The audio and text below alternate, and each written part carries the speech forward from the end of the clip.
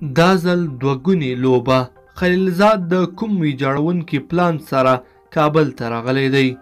السلام علیکم لیدونکو، ستړي مه شئ، وخت مو په خیر.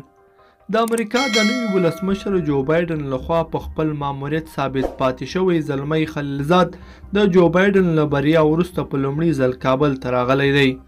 خلیلزاد په داسې حال کې کابل ته راغی چې په کابل کې چارواکو د بیا لیدو هیله نه درلوده او په تمه و چې د ډونالډ ټرمپ له ماتې وروسته به د امریکا نوی حکومت خلیلزاد له دندې لرې کړي او دوی به هم نور د خلیلزاد سره خدای پاماني وکړي.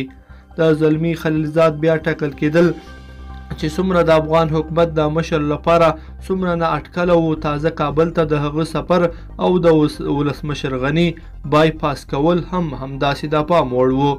خلیلزاد کابل ته راغی او سمدلاسه خپله لومړنۍ لیدنه د ملي پخلاینې د عالي شورا له مشره ډاکټر عبدالله سره وکړه. که څه هم ویل کېږي هغه به د اشرف غني سره هم وګوري، خو لومړی ملاقات کې د ډاکټر عبدالله کوربوالی ټاکل د شنونکو سره نور فکرونه رازیږوي. شنونکي وایي چې خلیلزاد او امریکا نور د اشرف غني سره پخوانۍ دلچسپي ورو د لاسه ورکوي.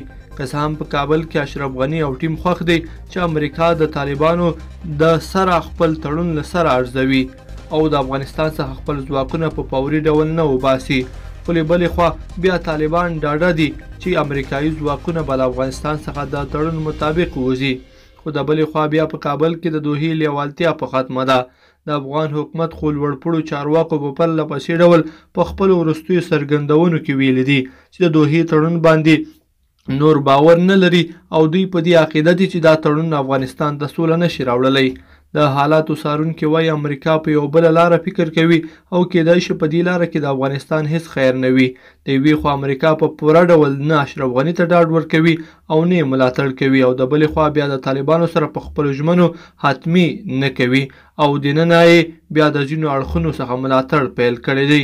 د دې ډلې شنونکو په خبره د امریکا ارادې ښې نه دي او باید افغان مشران د هیواد د ملي ګټو او ځورېدلي ملت په خاطر د هر هغه ښه او نیت توان څخه کار واخلي په کومه چې دننه اجماع ساتل کیږي او د طالبانو سره ورباندې په خبرو کې پرمختګ راځي. لیدونکو په دې هیله چې دا مطلب به مو تر پایه لیدلی وي. که مو دا ویډیو خوښه شوې ویډیو لایک کړئ او چینل سبسکرایب کړئ. تر بیا ښه وخت.